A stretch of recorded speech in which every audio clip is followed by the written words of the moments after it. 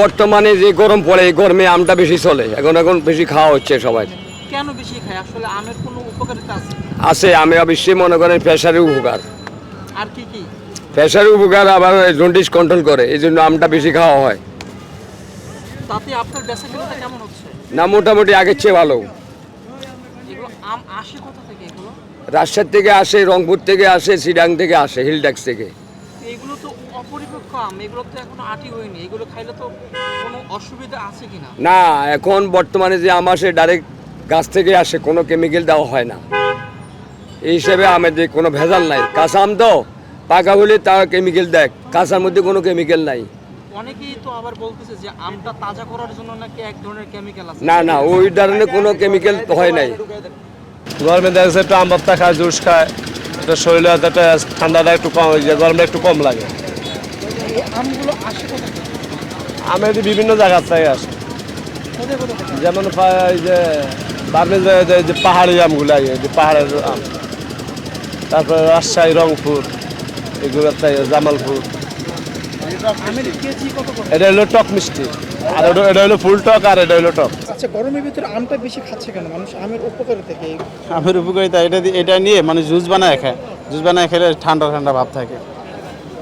Bell 80 টাকায়, কত করে বিক্রি করছেন?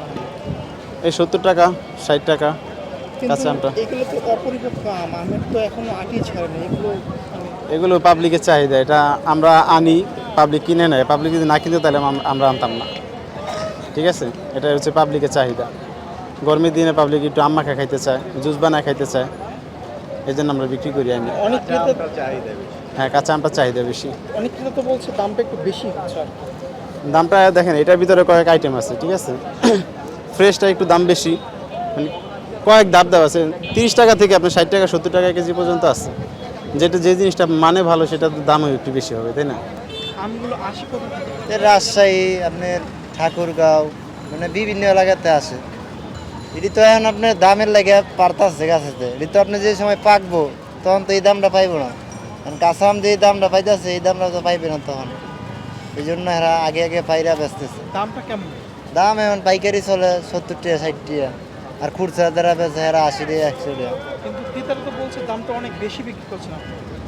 আমরা কইতে আমরা 10 টাকা 20 টাকা লাভ 1 কেজিতে।